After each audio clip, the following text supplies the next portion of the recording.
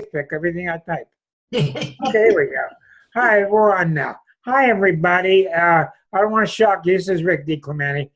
Doing my impression of Stevie Wonder, but I just had cataract surgery, and the sunglasses really help. So welcome to Astrology Unplugged. It's going to be an exciting evening. And I am Rick in the Pittsburgh area with starself.com. And we have a weekly talk show. It's just laid back. I call it the fireside chat without the fire, but we're going to be changing that soon. You're going to be seeing a fire in the background. We're in the new house, finally, and it's a mess and stuff's everywhere, but we're in, and we love it here, and it's real quiet and peaceful, and it took us 9 months to get here. So we're very happy. Tonight, I'm going to be going over some new things. I do want to remind you of this here. Let's see here. I will go to share screen. I want to remind you folks who are new here watching on YouTube that if you ever want to join us on 8 o'clock Eastern time on Thursday nights, it's free. You can go to this bottom line anytime, starself.com/unplugged, and that will give you the URLs to get to the show. Okay, now what we're going to do is there's an artist in Pittsburgh who is just fabulous. He is an Aries, and I've got the permission for him to do his chart. I am not going to announce his name. I am going to mute everybody right now, and later on I'll unmute you. Hold on, please. Let's see.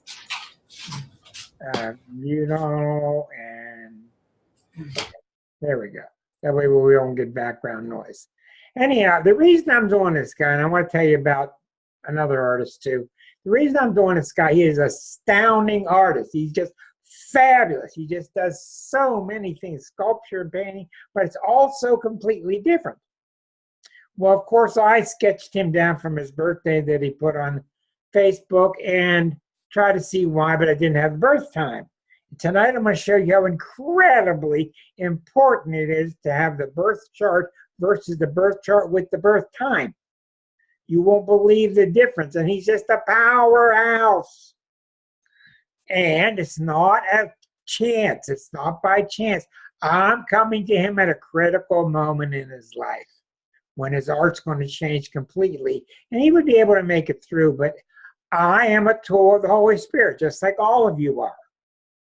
And I'm giving him about, let's see, March, April, May. I'm coming to him about 2 months early before the big change hits him. And it's going to be rocking his boat, and he'll do okay. But with me coming into his life, pre-announcing what's happening, it's going to really help him. So that's how it works. If you think for 1 minute that you're arranging a meeting with somebody, you're just wrong. Forget it. You're not arranging anything. You can't arrange anything. You can't control anything. That's why I'm happiest when my clients say, "Hey, that's funny." If they don't say that's funny, I know I'm wrong. I know I'm on the wrong course. And when I'm reading for somebody, Karen has seen this many times in my classes. I've taught her for years. And someone will come up on our board. We're laid back, and we do this chart, and we do this chart. And it's just amazing how many times a person comes up for study right in the midst of a time when they really need guidance. So anyhow, I want to also tell you a story of a couple other things here. Luckily Providence took care of it. I got in touch again with a past life therapist I want to talk to you about. I'm trying to get in touch with him to get him on this show because this guy's unbelievable. This guy's name is Stephen Poplin, Poplin. Poplin, and he has a website called transpersonal.us. And he is so unbelievable that I had a past life regression with him about 15 years ago in the Tacoma, Washington area, Tacoma, DC, Tacoma Park. And this was the real deal. I mean, he took me to places where I met with my spirit angels, my spirit guides in between lives, and we talked about me coming into a new life, and it was just unbelievable. He is now worldwide. He lives in Iowa. He's a world traveler, and you've all heard of Michael Newton, who wrote the books, The Soul Travels, the Destiny of Souls, all these long stories about what it's like in between lives. Well, this guy, Stephen, has become his director on a world basis. Well, I happened to learn from him that past lives are not complete. They're not 0 through 72. They're not linear, at least for me. I had a past life that I remember at age 26 and 27. And I don't think there was a pre-26. So it's not like we think it is. And this is what Seth keeps trying to tell us in his books. And I'll just cut a long story short because I really recommend him. He's at transpersonal.us. But the last time I had, and the only time I had a reading with him, I was sitting with him on a cloud before I took my 1952 birth. And 2 days before me, Marcia was born. So there, Nick, a couple days older than me. Respect your elders. Okay. And right next to me, on the left side, right next to me was this roaring waterfall. This roaring waterfall. He said, "Do you want to go take your new lifetime?" "No, I don't want to." He said, "You sure you don't want to?" I said, "I'm sure." And he pushed me into the waterfall. And I experienced upside down inside my mother. Unbelievable. So I'm going to really recommend this guy because he's not bells and whistles. He's not woo-woo. He's a real dude. Now, I don't know how he does it, whether he does things on Zoom or on Skype or what, but he is in Ames, Iowa. But he's unbelievable. And I learned then that when you get a past life regression, much of it is how high and evolved the regressioner is.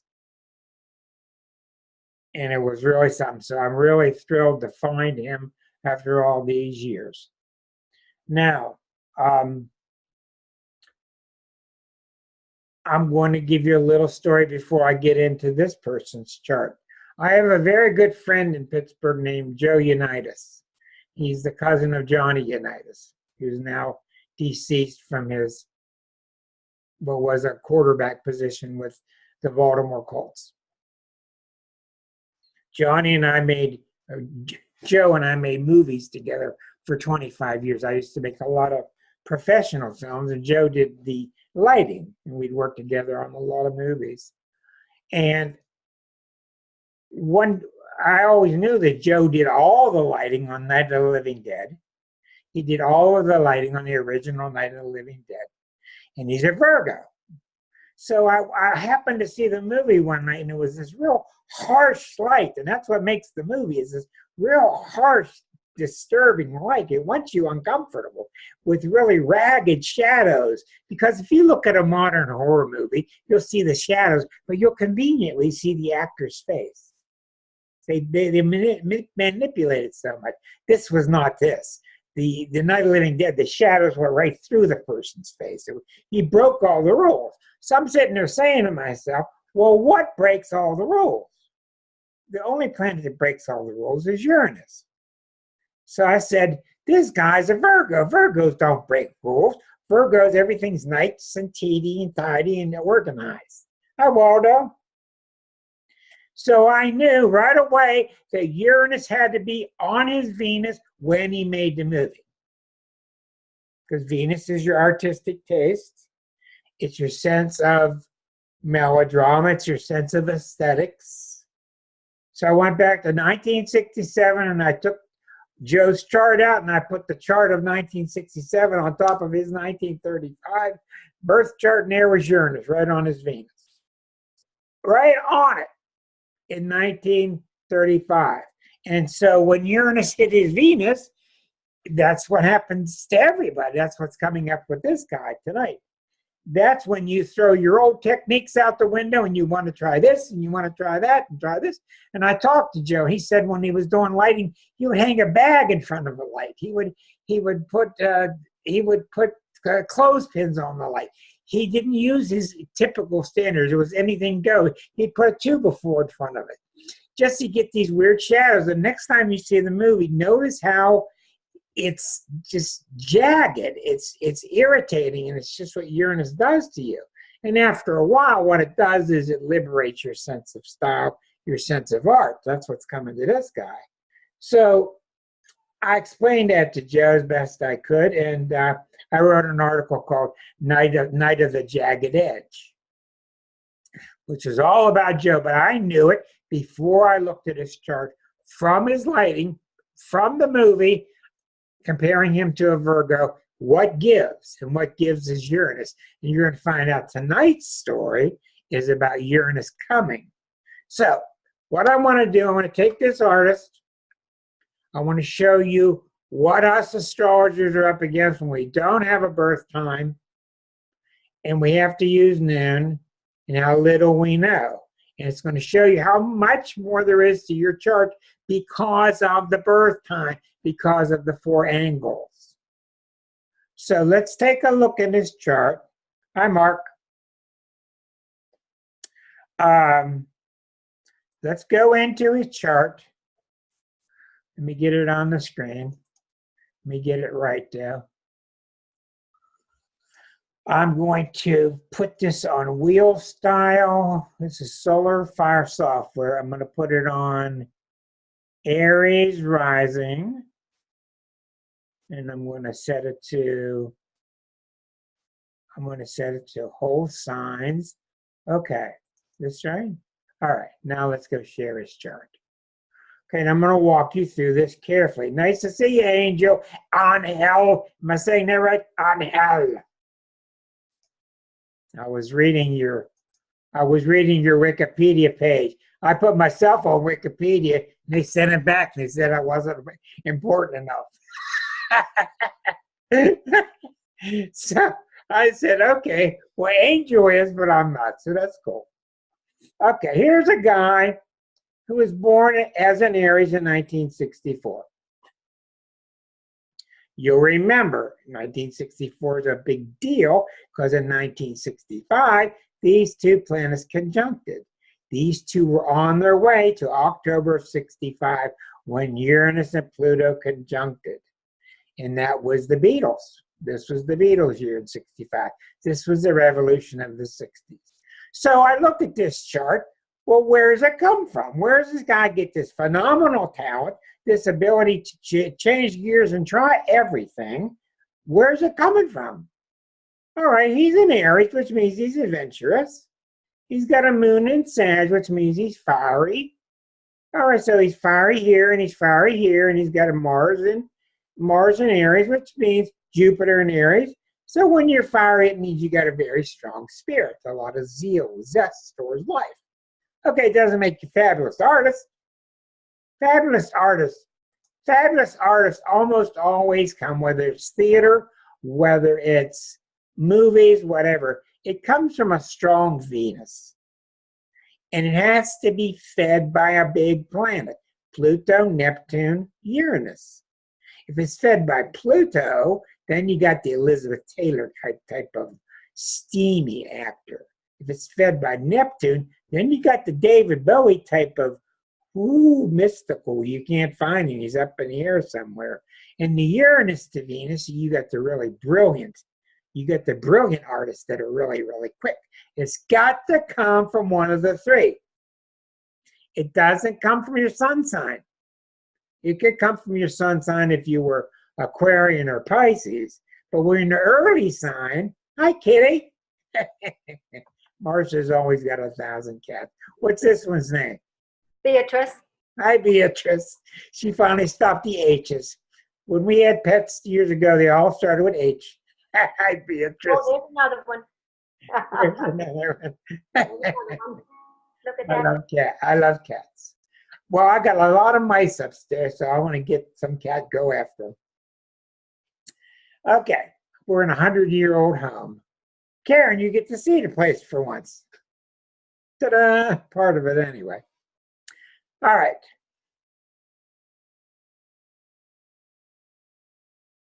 Liza pointed this out to me. When you're an early sign, you're not going to look up into the heavens unless you're connected to bigger planets. You just don't do it. When you're a later sign like Aquarius, Pisces, you're going to look into the heavens because you're so big of a personality that you don't need anything to prod you to look upward. Now, what's really interesting is how many fabulous people we have felt with a combination, with the early signs of Aries, Taurus, and the outer planets also at the same time. That's what this guy's got. So take a look here. All right. You're going to notice he's Aries, he's Jupiter in Aries, he's Mercury in Taurus, which is the second sign, he's Venus in Taurus. So 1, 2, 3, 4 of his personal planets are in the first two signs. Okay? The moon is over in Sag. Sag is not an artistic sign. Sag is a political sign. It's a sports-oriented sign. Look at his Neptune. Neptune's not hardly hitting anything. Neptune's in the middle. Scorpio, like his whole sub-generation, is making a trine, close one, to Chiron and Pisces, which is very good. That's a symbol that maybe through his past lives, he's had a lot of lifetimes as an artist. It also shows me a real interest in his art is based on going back to God. It's reverent. All right, the Uranus, Pluto, the whole generation had that. Anybody born 60 through 71 has this. I've seen tons of people with that, and tons of them have Uranus and Pluto opposite Saturn. So it's just not in the birth chart. Now we do see this immense fight going on between Uranus and Pluto and Saturn, making a T-square to Venus. So I've seen this a lot. A T-square to Venus is rare. Now that's the first symbol we have seen where art shows up. So in other words, all the pressure from these three planets, maybe even four, gets expressed to his Venus. Venus in Taurus is why he's Stephen King-like. Tauruses are prolific. Look at Stephen King. Look at Shakespeare. Taurus. I may be wrong about that. I am wrong. Stephen King is a Virgo, but he's got a lot of Taurus. But Shakespeare, he probably never even slept. He just kept turning out the work. So prolific. So luckily, I got his birth time. We do see Jupiter next to Mercury by 5 degrees. That gives him even more of the moon and Sag feeling, which makes him very expressive. And that gives him the ability to, I want to try this, I want to try that. But then I got the birth time, and then my mouth fell open, and I knew it had to be with the birth time, and it is. So we go to his regular chart. We got to fix the chart up so you can see it normally.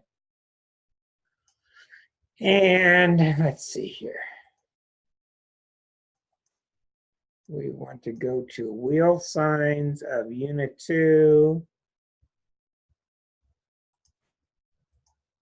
All right, and we want to have Placidus. Okay, so here's the real chart with the birth time. Everything changes.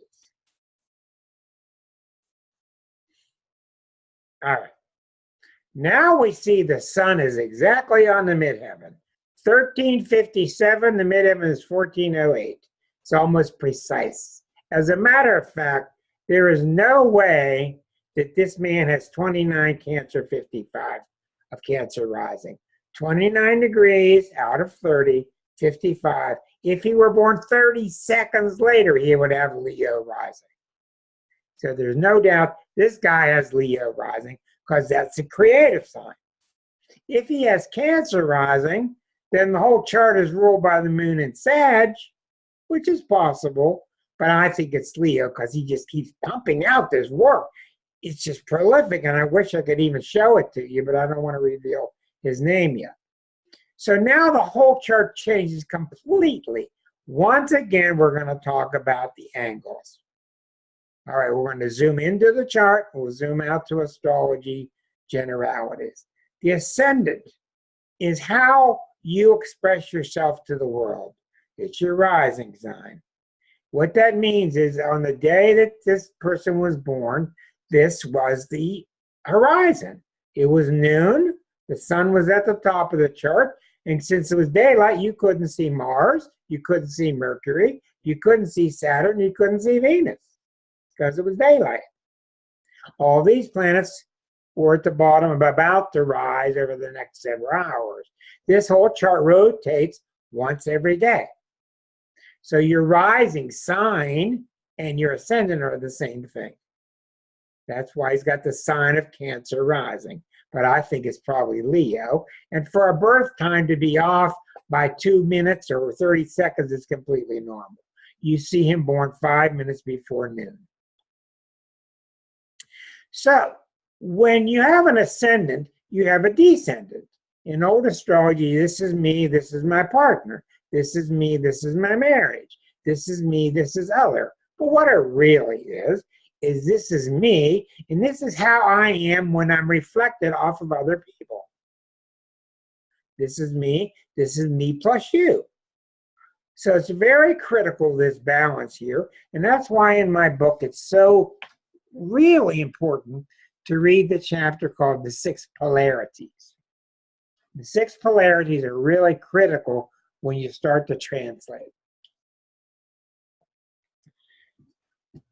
Aries, Libra, Taurus, Scorpio, Gemini, Sag, Cancer, Capricorn, Leo, Aquarius, and finally the most important one, Virgo, Pisces. It's all explained clearly in The Exquisite Zodiac. And again, you can buy the book on my website, starself.com.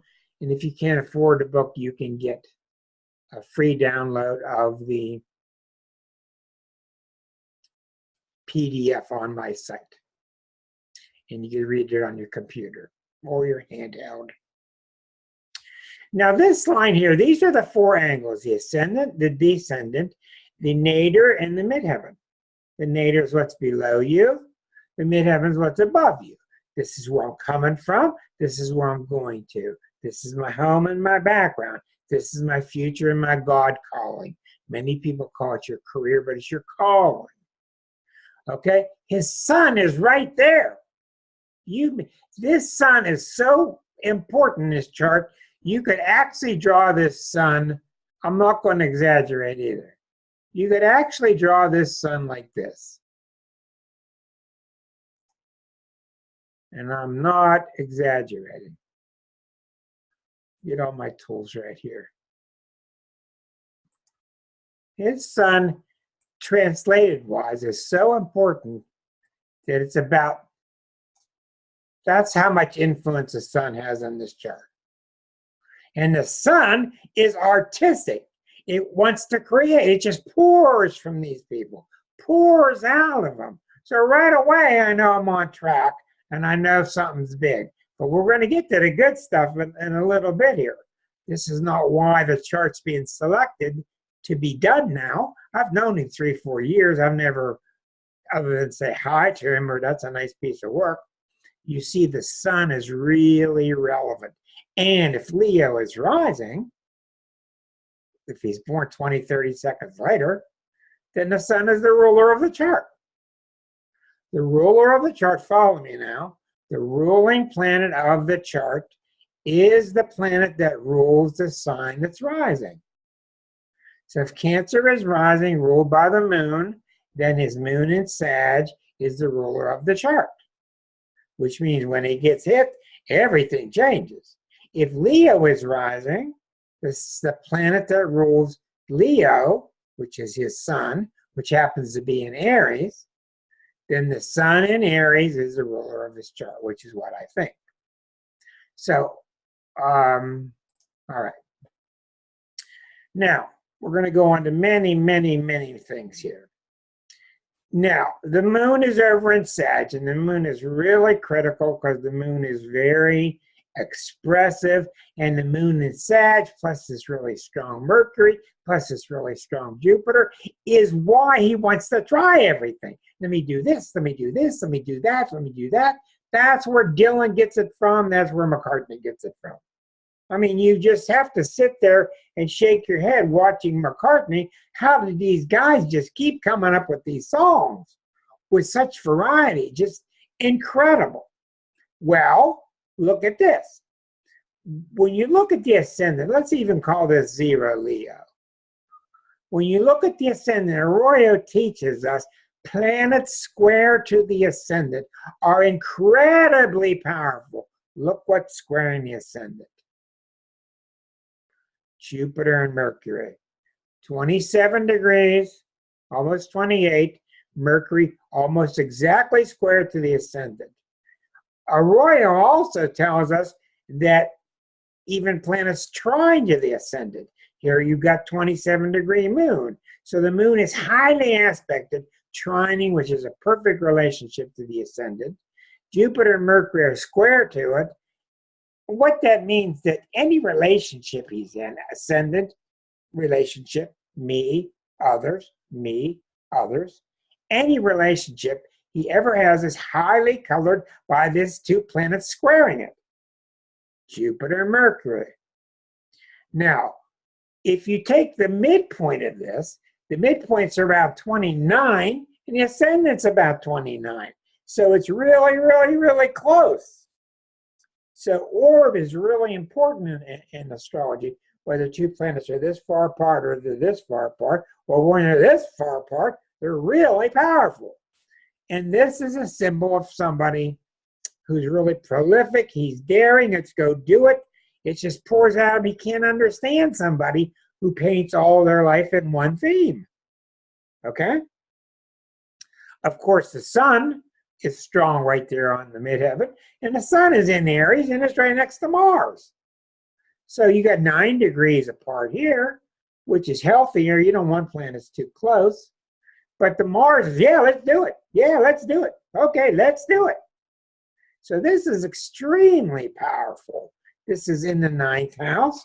The 9th house is the traveler, the teacher, the philosopher. And what do we have on at the beginning of the house? We have Chiron in Pisces. Well, in a house, the strongest part of a house for a planet to inhabit is the beginning of the house. The nearer to the beginning, the stronger. If you have a planet here, it's weak. And like this planet is very weak in the 5th house. This planet here is very weak in the 4th house. This planet here is very strong because it's right at the beginning. This is the cusp of the 9th house. This is extremely strong. Okay? So when we put the birth time in place, everything came into being, and we saw this tremendous opposition of Saturn with Pluto, Uranus, and the T-square now goes to Venus, which deposits itself in the 11th house. So a planet is an energy. The sign it's in is what kind of energy. A planet is a Chevy. What kind of Chevy? A Corvette. A Corvair. Where do they drive it? That's the houses. The planet is the energy. What kind of energy is the sign it's in? Where do they express it out into the world are the houses. Do they keep it in the driveway? Do they race it all the time? Are they competitive? Do they feel hopeless unless there's another car with them? So you have a planet in a sign and in a house. All 10 planets or 11 planets are in one of the 12 signs and in one of the 12 houses. That's the basis of astrology. Well, now that we got him his exact chart, we know so much more. It's so bad that I'm really toying with telling people, if you don't have a birth time, I don't want to read for you. But I have a hard time doing that because I can at least tell them something. But the birth time just tells you so much. And here in Pennsylvania, we're very lucky because they have excellent records way back to like the 20s or 30s. They got everybody's birth time, but they won't tell you. But you got to ask for it and you'll get it. Now, I don't think other states are this way. I don't know why. All right, now we're getting down to business here. The really far out stuff's upcoming. Notice you got a bucket pattern in this chart. You got this great big bucket. We don't treat the North Node as a planet. You got this great big bucket. And when you have a bucket, what happens is there's a handle. Here's the handle. The handle becomes like an umbrella. It's like the handle. It becomes the massive outputting energy of all the energies. And the Uranus-Pluto was the revolution of the 60s. And the revolution of the 60s was not what people think it is. People think, and I've proven it recently, people think that the revolution of the 60s was political. It was the Democrat LBJ doing all these rights for student rights and sexual rights and black rights and Medicare, Medicaid, all that. That's not what it was. That was the symptom. What the revolution of the 60s was, we turned the page and we were to become based upon intuition. That's when we stopped looking out and we started looking in. And you can remember songs like Within Without You by George Harrison of the Beatles. That was the real turning point. Was stop looking out, start looking inside. That's what the revolution was about, and it's been tested greatly recently. So, with this chart having a bucket pattern, going to Uranus-Pluto, what happens there, this is fascinating now, when the big outer planets take over, you don't have any control. You're being controlled by the masses, by the collective consciousness. But he's got all the personal planets in Aries and Taurus. So he's got a strong sense of self, which the early planets give you, but he's got a strong sense of beyond the self. And this is what's so fascinating about people that have the Aries and all the advanced planets at the same time. People like Einstein, people like Jefferson, people like Hillman, Michelangelo, some of the greatest artists we've ever had, or authors. Shakespeare had it. They have the early planets, but they have the late planets. When you have too many planets in the middle, you get all confused. You get all complex. And these, they even, what do they call mental screw-ups? They call them a complex. Because you got so many voices in there, nothing can get through. Well, with all the early planets of Aries and Taurus, yeah, I want to do it. Yeah, I want to do it. Yeah, go do it. And you got the outer planets feeding their brilliance into the inner planet with no interference.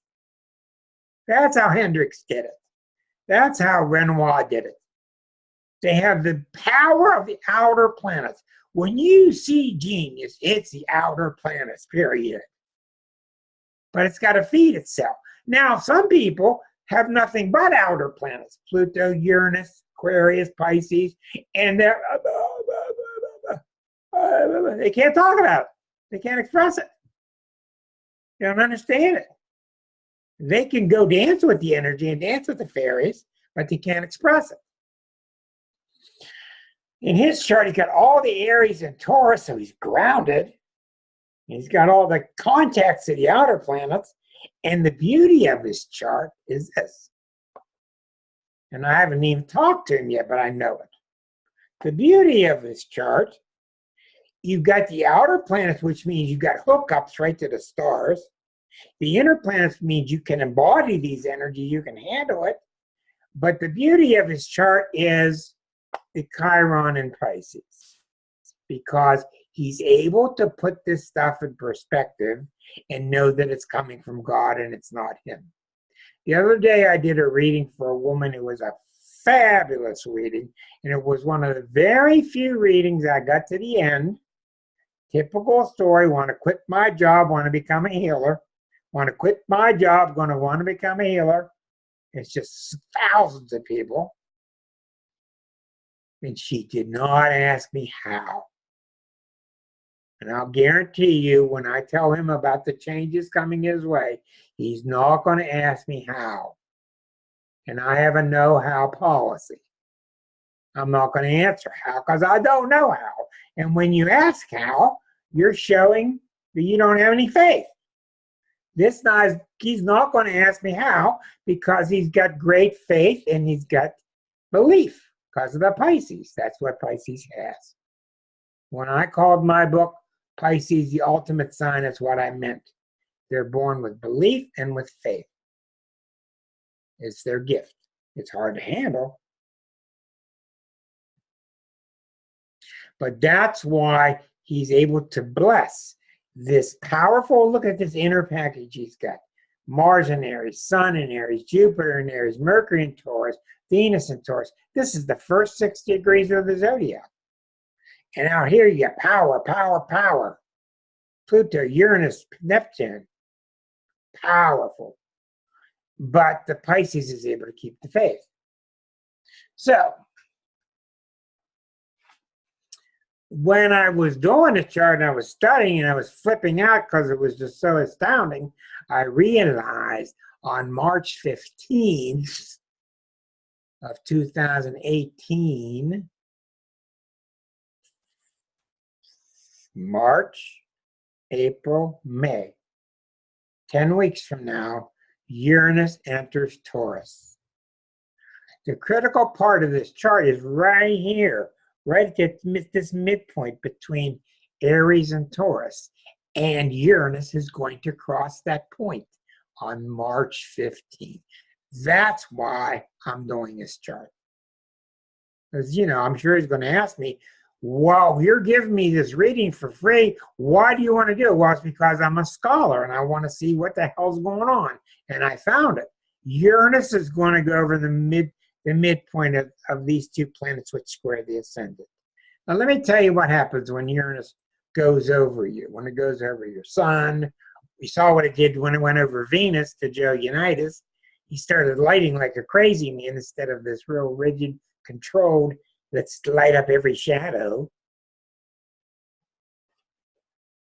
When Uranus went over my Venus a long time ago, I put my guitar down and I didn't want to play other people's songs anymore. I wanted to just make them up. I just got hit with this spontaneous thing. I wanted to make up blues songs. I wanted to make up songs, and I just stopped doing all these songs of other people covering their songs, and I wanted to just ad-lib, much like rapping. That's what rapping is. Rapping is Uranian, because Uranus, you're out on the leading edge. You're leading the edge. That's why it's so popular, because it's not just the rhythm, it's because you're on the edge, making things up at that moment, and you're spontaneously bouncing with life. So this guy who's so artistic, and he's so capable with the Gemini stuff, and he's so versatile with all the Sag stuff, and he's so grounded, he's going to just start trying everything. Now, when it hit my child, Taylor, who's in music school, University of Indiana, fabulous lute string player. When it hit him, Mom and Dad were astrologers. And it went over his son, I believe. He said, Dad, I want to try your guitar. And I said, the only rule is you don't scratch my guitar with your belt. Go play. He wanted to try the cello. He wanted to try Mom's piano. He wanted to try the clarinet. So every night we'd hear him upstairs. Honk, honk, beep, beep, bop, bop, boop, boop. Just trying all these things. And that's exactly what you do when Uranus hits you. It wants you to break your mold. Remember, Uranus is break out of the mold and try something new. And anything goes. Spontaneity. And then after several weeks, after several months, Taylor calmed down and decided he felt he'd been through the expression. He felt that what was his was strings. He wanted to be a classical guitarist and a lute player. Now he's a tremendous lute player. So when this artist goes through this change coming up, this is the good thing is that God is bringing messages through me to him because he's going to understand what this energy is about. And when Uranus comes through, you cannot control the energy. You cannot control the energy. This is why people take drugs. They get drunk. I'm beside myself. What the hell's going on with me? This is what they report to me when Uranus is there because they don't know otherwise.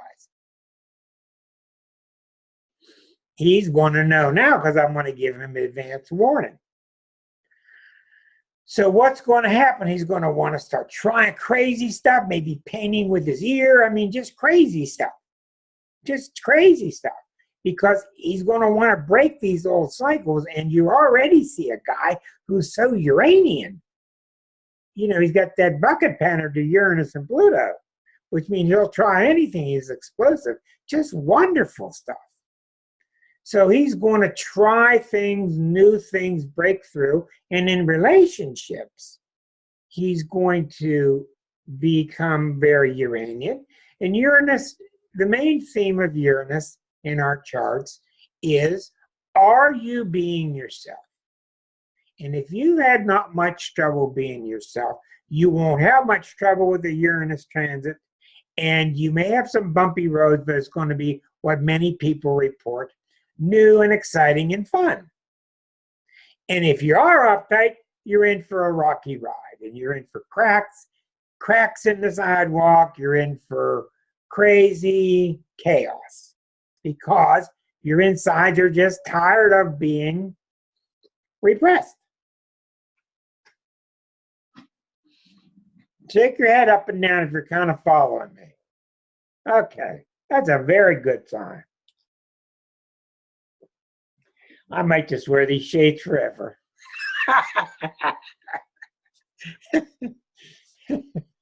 Oh, boy. So when Uranus was on me and it passed by, I was left with that. To this day, I can pick up a guitar, and that opening to spontaneity is still there. I can do it because I let that through. Yeah, Sherry said she had a bunch of Uranus transits and they changed her life forever. Yes, because there is no they, because you were ready to be yourself no matter what.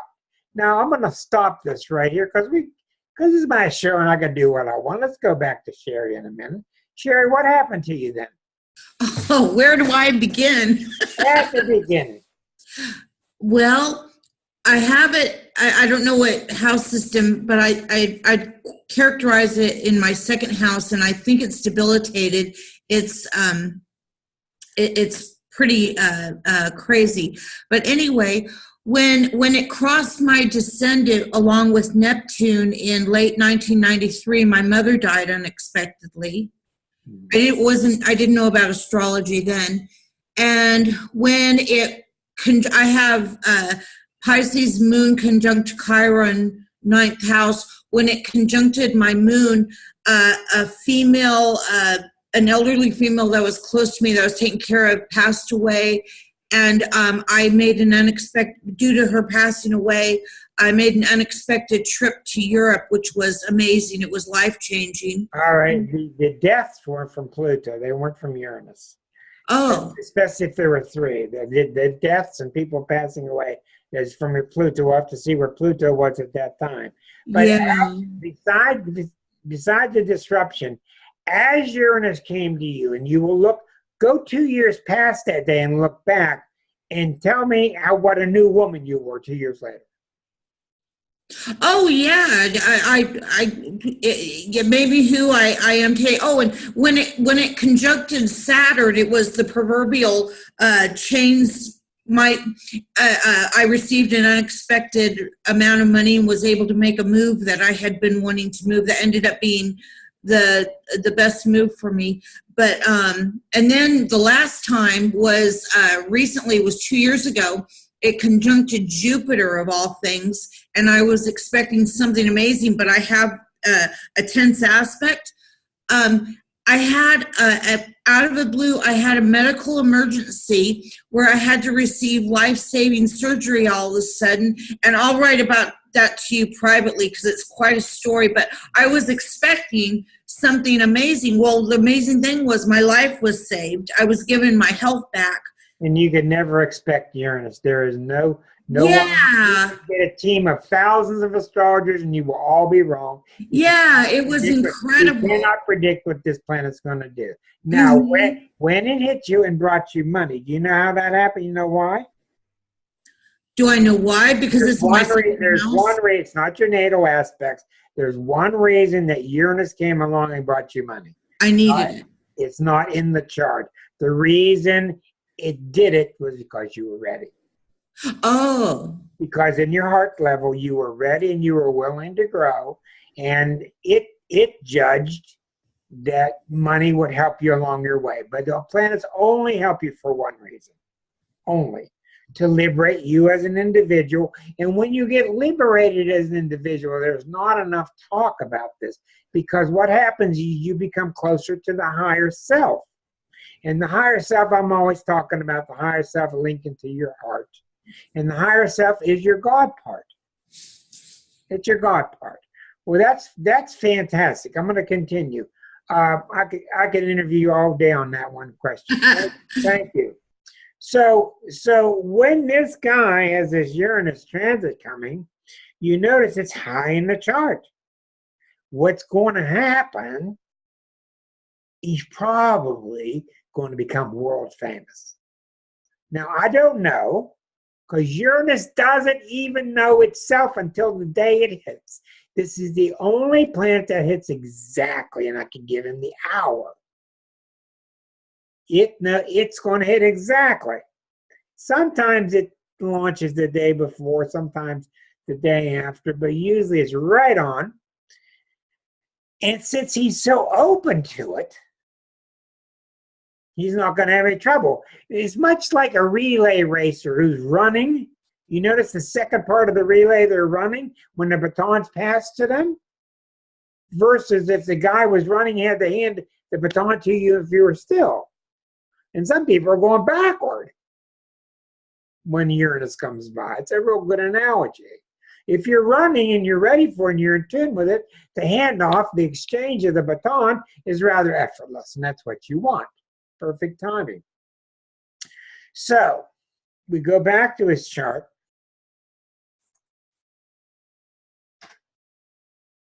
All right.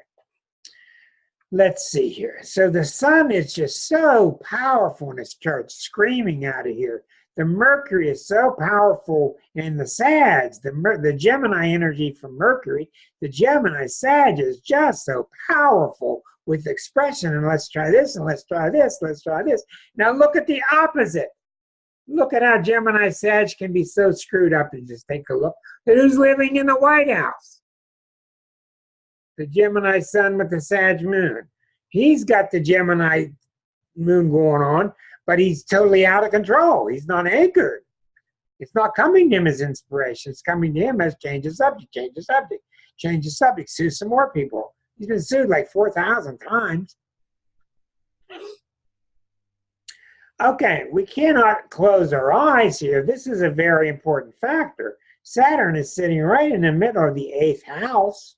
This is the house of other people's money. It's a house of exchanges with other people, how his self-worth is with other people. And this Saturn, I can't tell you why it's so common that people have Saturn square Venus. And all of you people reading beginning books, take those books and shove them comfortably up your nose, because the books will tell you Saturn square Venus has trouble with art, not very artistic. And in 1971, I went to a lady called Pat Murphy, was that her name, at the CAC?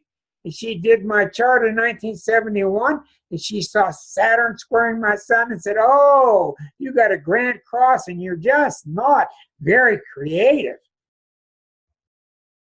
25 movies later, I disagreed with her. So you see a guy here is a phenomenal artist with Saturn squares Venus. And the early books will say, oh no, this guy's, he's dampening his style. He won't let his emotions out. He can't express himself. That's why when you read early books, you got to be really, you got to have a lot of salt shakers with you when you read them. Because I see people with so much success. Look at Marsha. Marsha's been her whole career on Broadway. Marsha has Saturn square her sun. I've got it too. In this case, and in many cases, especially since it's mutable in Pisces, it gives him the ability to come for, give form to his art. What else do you think allows him to give form to his art is all the Virgo planets here. So this is a beautiful chart, a beautiful chart. And as Uranus goes through here, you're going to see, it's already been over Jupiter. It's sitting on Jupiter lately. I notice he's having several shows in the Pittsburgh area, but it's going to get to this all-important midpoint.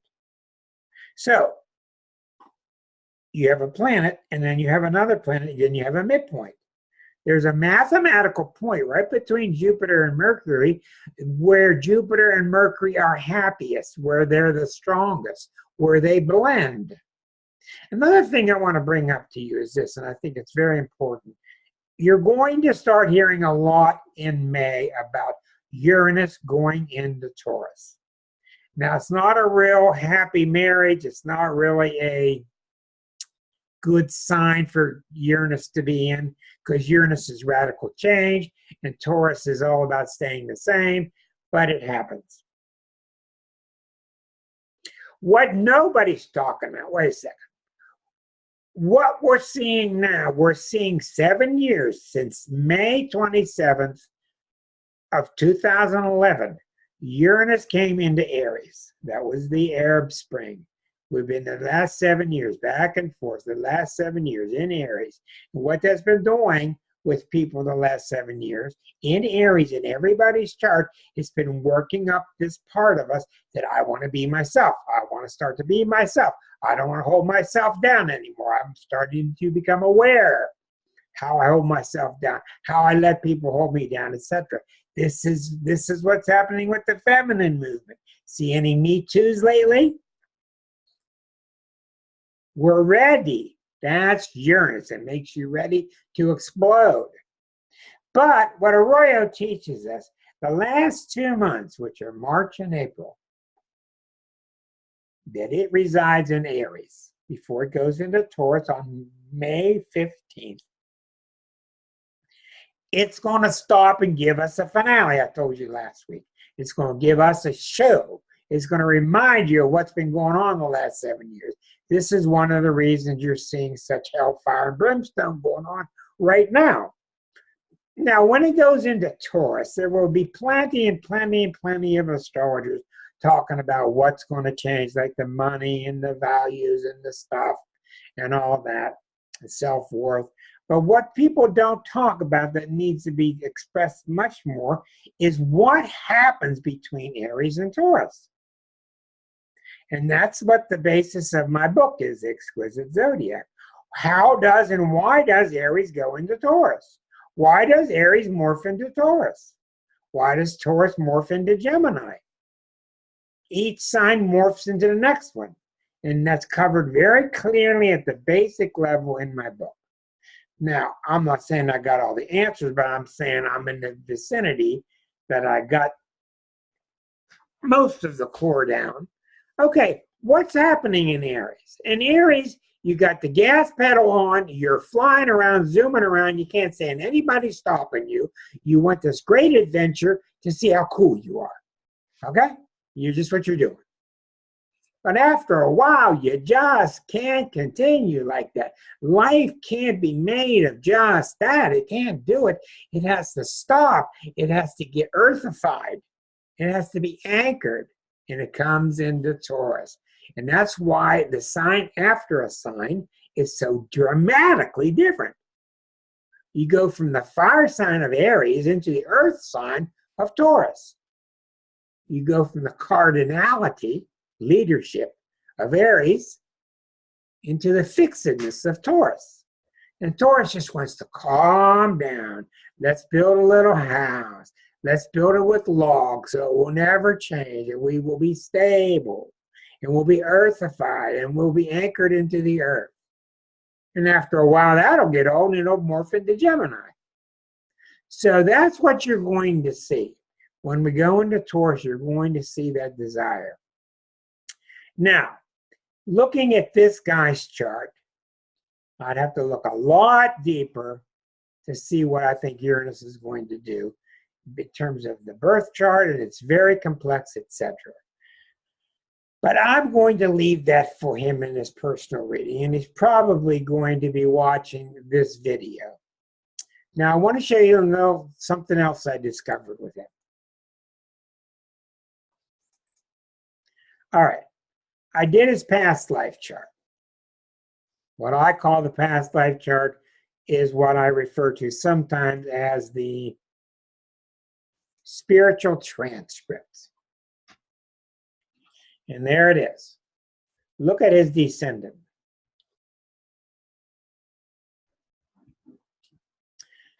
And that's what I love about harmonics, is I don't have to do everything. I can just do parts of it because it's so dramatically clear. Look at the elevated Mercury at the tip of this T-square. In Virgo, that's the technician. That's the technician. Oh, I'm sorry. I'm reading the wrong chart. I'll get to his past life next. I got them mixed up. This is his fifth harmonic. The fifth harmonic is his creative harmonic. How do you create yourself? Do you want to be on stage? What is your artistry like? So we see that he has phenomenal ability. Look at the signs in Gemini. The Sun in Gemini, Uranus in Gemini, Neptune in Gemini. This right there, and I seldom do the fifth harmonic. Very rarely do I do an odd-numbered harmonic. The truth just outs itself mostly in the even numbers. This is very rare. I looked at it. This is the biggest sign I've seen so far where he gets this creative flair. This is a phenomenal ability of the Sun in Gemini next to Uranus and Neptune, two outer planets, just pouring out innovation. And you wait to see his work, which I will try to bring you at a later time. And these are all at the basis of the square to Mercury. So it's just an astounding chart. And I had them all messed up here because I meant to show you the 12th harmonic. This is the 12th. This is the, I can't do it till that's closed. Okay. Here's the 12th. All right, this is the past life chart. Okay, we see Neptune opposite Mercury very closely. Neptune is almost 28. The Mercury's at 28, which tells me it's divinely inspired. Divinely inspired. Isn't all art? The Sun is right opposite Venus. What planet is rising? Venus. Venus is the planet of the artist. Pluto opposite the Moon by 1 degree. Deep, deep passion. So we're getting clues to him, and this is really important here. I will show you this. I will show you. Let me get this thick red line. The past life has this dramatic Moon opposite Pluto, which means emotions living inside the boiler, just boiling, intense, and hard to get emotionally satisfied. And what happens all those years, all this whole history? This is his spiritual history. Very passionate. What does he do with it? Well, he tries to deal with this, and this is very hard to translate, but luckily he has an output.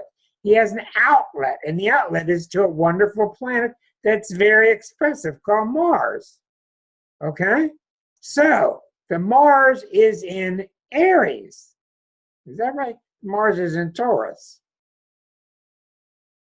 The Mars is in Taurus. So the Mars in Taurus is very steady.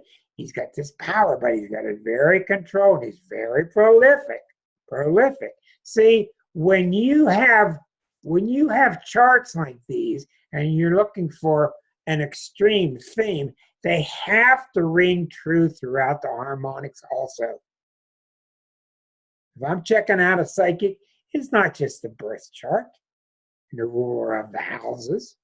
It's got to show up throughout the harmonics, the theme, throughout the past lives into the destiny chart. The guy's just loaded with this stuff, packed. The big thing, and I'll leave this one go after this, the big thing, he's got the Uranus coming into Taurus. He's got the Uranus coming over that T-square to Jupiter, Mercury.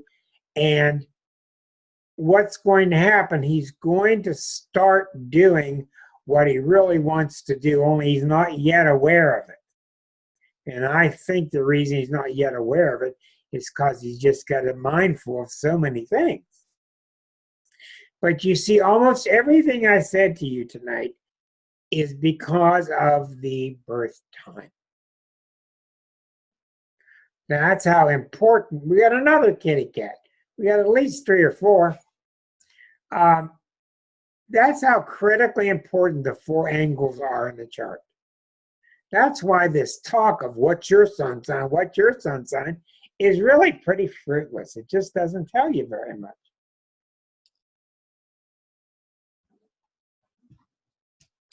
I can look at other charts. I can look at his progress charts and all these different things.